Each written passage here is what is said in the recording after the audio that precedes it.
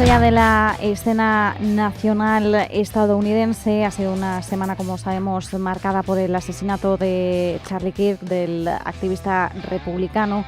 Miramos a Rusia y Ucrania. De nuevo, el foco geopolítico vuelve a escena después de que Polonia el miércoles invocara el artículo 4 de la OTAN a tenor de la violación de su espacio aéreo por parte de drones rusos.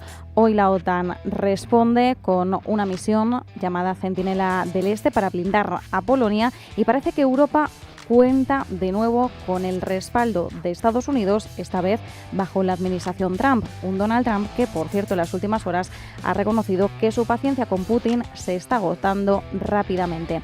Vamos a analizar el escenario actual con José Antonio Gurpegui, catedrático de Estudios Norteamericanos, director del Instituto Franklin. Muchísimas gracias, José Antonio, como siempre, por acompañarnos. Un abrazo y, bueno, es el primer saludo de esta nueva temporada, así que muchísimas gracias por acompañarnos. Sí.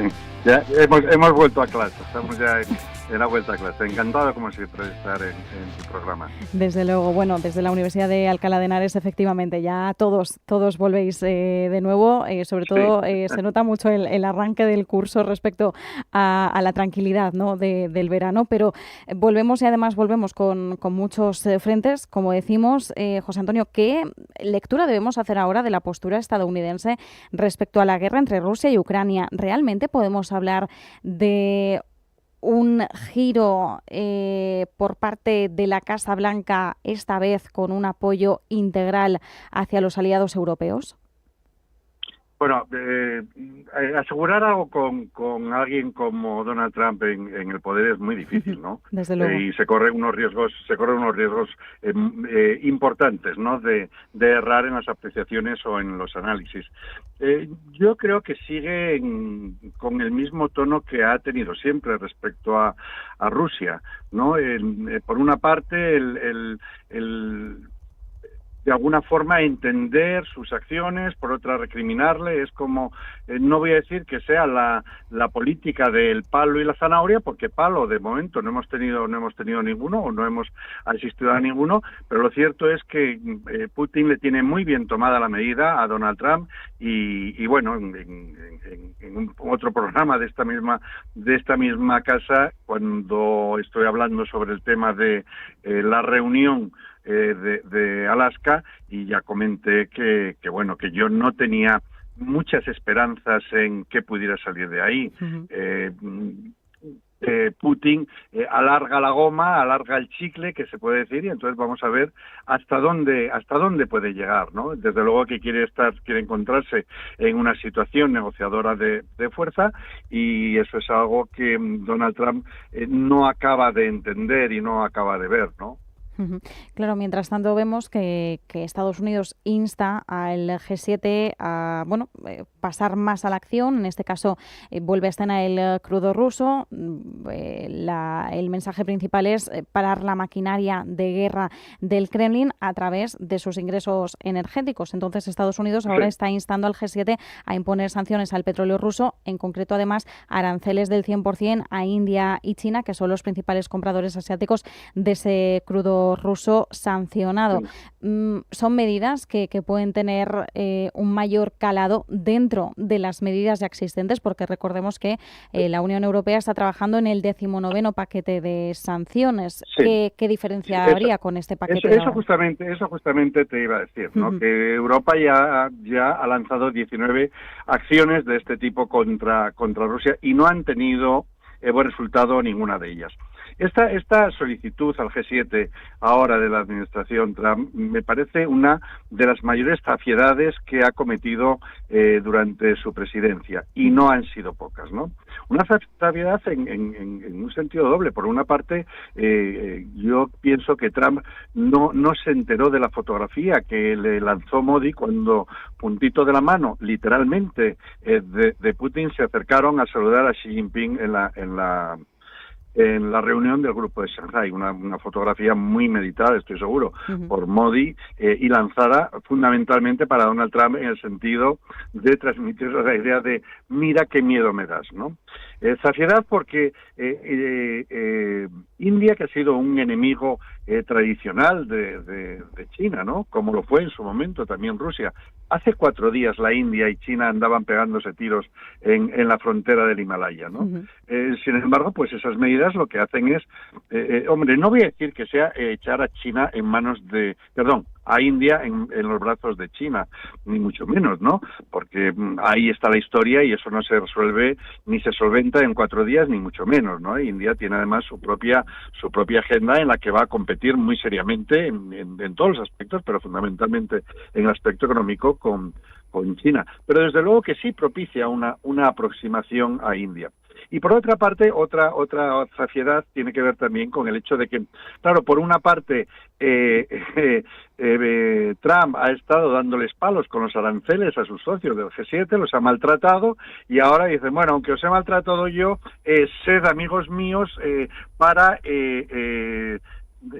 castigar también a la India y a China, que son las dos salidas que ese maltrato de Donald Trump les deja a las naciones europeas, ¿no? De manera que me parece, como digo, una saciedad muy importante, la de Donald Trump, y ha tenido más de una, ¿no? A lo largo de estos meses que lleva ya de mandato.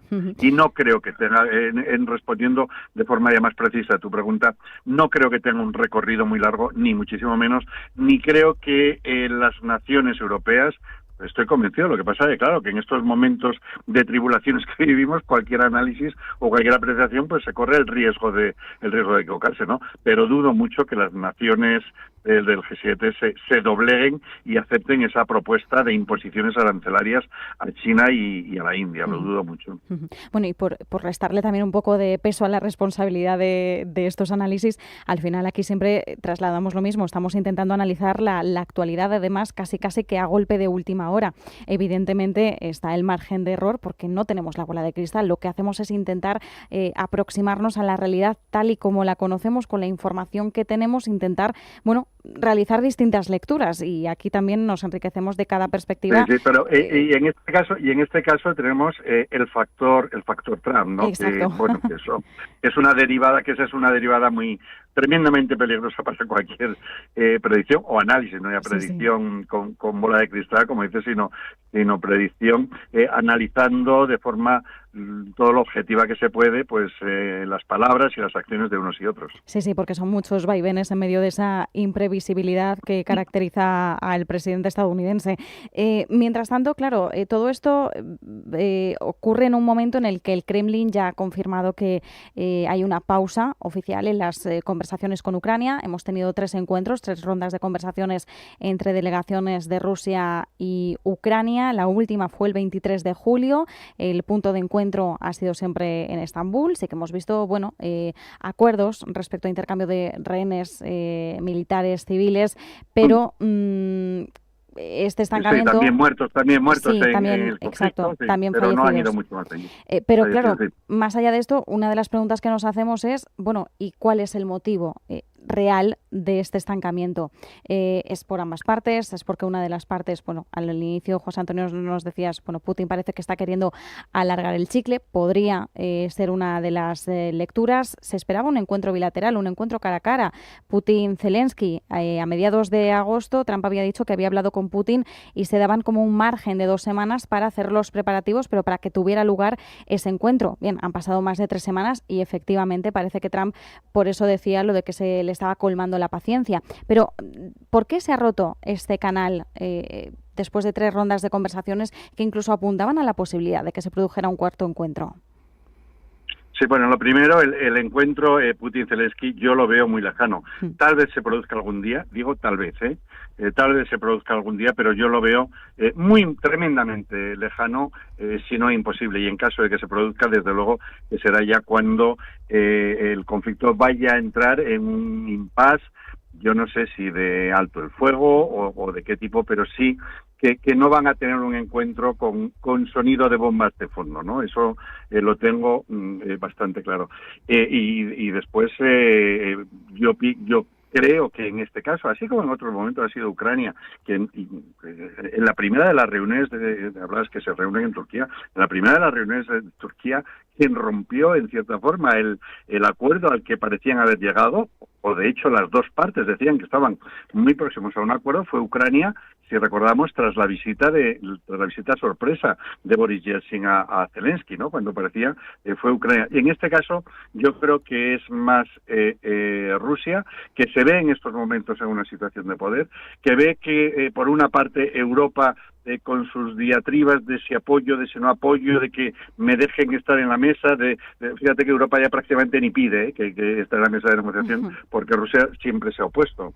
Incluso más o menos al comienzo venía a decir que, pero Europa ¿qué pinta aquí? Si en buena medida es la responsable de que hayamos llegado a este punto, ¿no? O sea, yo creo que ya ha desistido Europa de pedir un asiento en esa mesa de negociación, y los líderes europeos pues acuden pues muy sumisos a reunirse con Donald Trump en el despacho Oval, como los alumnos que me vienen cuando tienen que hacer algún trabajo a mi despacho, y se sientan todos muy formales y les digo yo más o menos cómo lo tienen que hacer, ¿no?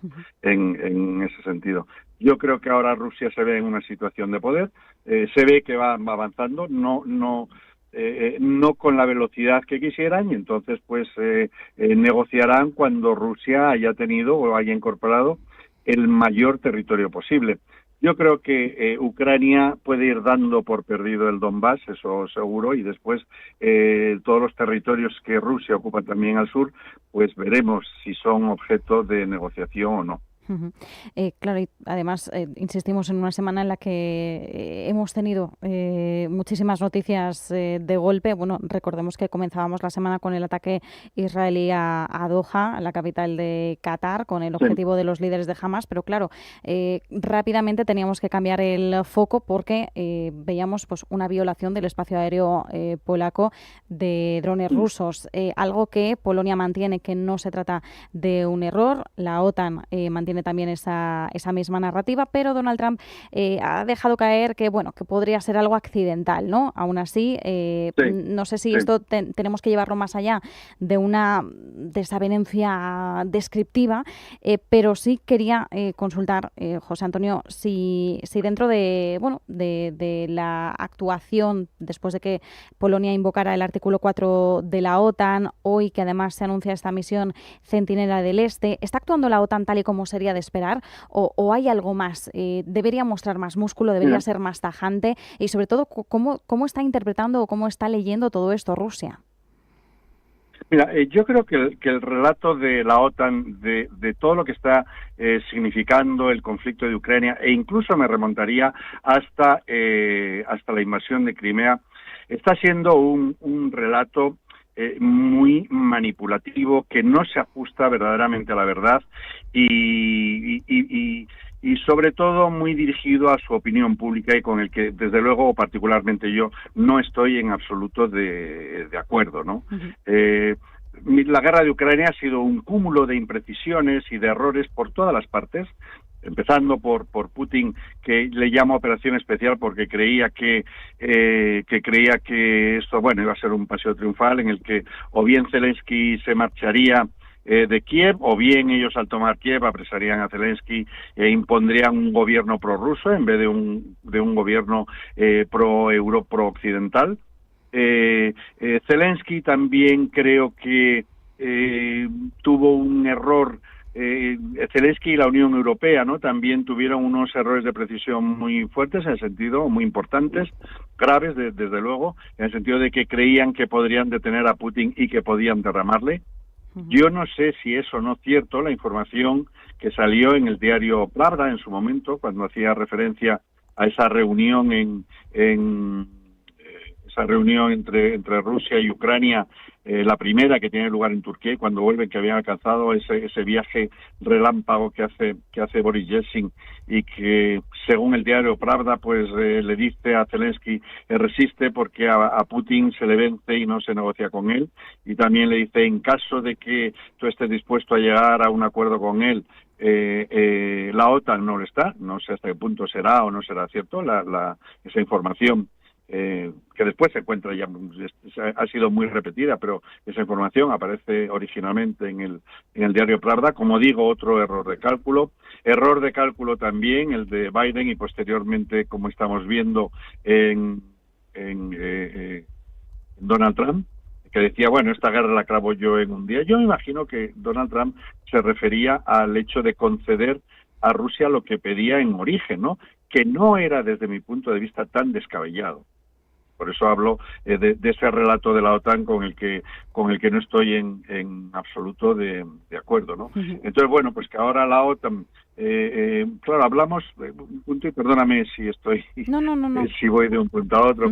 Claro, hablamos de la OTAN, pero ¿de qué OTAN me hablas? ¿Me estás hablando de la OTAN con Estados Unidos o me estás hablando de la OTAN por una parte sin Estados Unidos y Estados Unidos por otra, ¿no? Porque eso es lo primero que debiéramos aclarar, porque parece que cada uno de ellos está haciendo la guerra por su cuenta, ¿no? Entonces eso es ciertamente complejo y ciertamente difícil. Entiendo que lo que me estás hablando, porque yo así lo entiendo también, es de la OTAN sin Estados Unidos.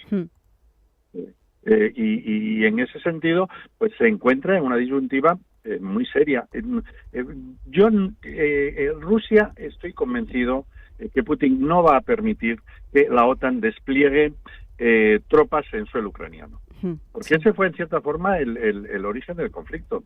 Y estoy convencido también, o uno de los temas es que yo estoy convencido que Ucrania, incluso diría que la OTAN sin Estados Unidos estarían dispuestos a cumplir las exigencias de Putin al inicio del conflicto. Pero ahora todo es ya muy tarde. Realmente la guerra de Ucrania va a trascender muchísimo más de que cualquier otra guerra que haya ocurrido en el mundo desde la Segunda Guerra Mundial, y las consecuencias, incluso estoy escribiendo precisamente un libro sobre este tema. Las consecuencias tendrían que ver precisamente con la trascendencia que va a tener la guerra de Ucrania en el nuevo orden mundial. De manera que por eso no resulta tan sencillo en este momento también terminar la guerra, porque la trascendencia ya va mucho más allá de lo que significó en su momento, o de lo que provocó en su momento, mejor dicho, el inicio del conflicto. Por cierto, José Antonio, bueno, sobra decirlo, pero ya sabes que estás más que invitado en esta casa, en este programa, bueno, en el que quieras, para hablar una vez tengas el libro, porque seguro que va a resultar muy, muy interesante. Tenía intención de sacarlo ya para noviembre, para las primeras, cuando digo sacarlo, que estuviera ya publicado en noviembre, pero ya he tenido que decir que me resulta imposible, pero que sí, para diciembre estará ahí, y de hecho me habéis pillado en plena vorágine redactora, ¿no? Muy bien. Pero pues sí, encantado, desde luego que encantado, y cuenta con ello. Nos lo apuntamos porque va a ser una lectura indispensable, y así luego también pues tenemos este ratito para debatir. Una última pregunta muy rápida, José Antonio, porque claro, después de la crisis de los drones rusos en Polonia, hubo muchas declaraciones, algunas apuntaban a encontrarnos en un momento en el que había posibilidad de estar en una guerra directa con Rusia, o que este suceso, este devenir podría resultar más cercano que nunca, ¿no? Es verdad que Donald Tusk, el primer ministro polaco, intentó quitarle hierro al asunto, dijo no hay motivos para afirmar que estemos en una guerra, pero decían esta provocación supera límites anteriores y estamos yendo a más, ¿no? Tenemos que ir en esa línea. Estamos más cerca de un enfrentamiento ya mucho más directo. Mira, yo llevo pues 2 o 3 días intentando posicionarme en cuanto a este ataque de los drones, y no lo tengo claro, y así te lo digo, ¿no? O sea, por una parte dices, por una parte pienso como Donald Trump, y también como ha surgido del lado ruso, ¿no? Pues que fue un problema, que no se intentaba atacar a nadie, que fue un error, etcétera, ¿no? Y tiendo a pensar en eso, pero por otra parte digo, en estos momentos cualquier apreciación de ese tipo pues puede ser la mayor de las ingenuidades, ¿no? Pero pienso, ¿qué es lo que pretendía Rusia? O sea, no, entonces, claro, yo no acabo de ver muy bien qué pretendía Rusia lanzando esos drones en suelo polaco, a no ser que fuera provocar provocar una reacción en la OTAN, ¿no? Los países europeos de la OTAN.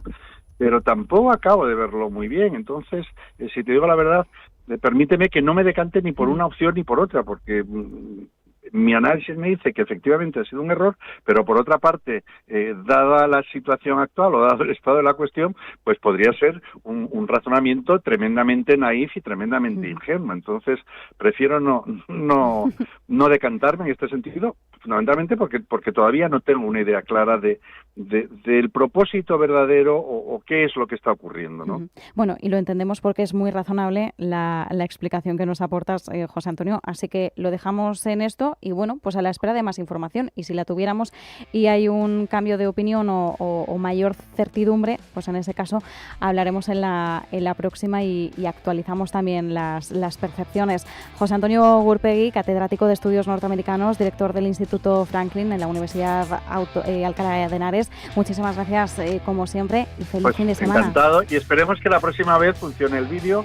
No sé qué es lo que ha podido ocurrir hoy con la conexión de vídeo, porque yo sí que me veo dentro y me veo, pero a vosotros pues no os veo. Lo positivo es que el sonido ha sido perfecto, te hemos escuchado perfectamente, así que para la próxima intentamos el vídeo. Muchísimas gracias, José Antonio, un abrazo. De acuerdo, buenas tardes, hasta luego, adiós.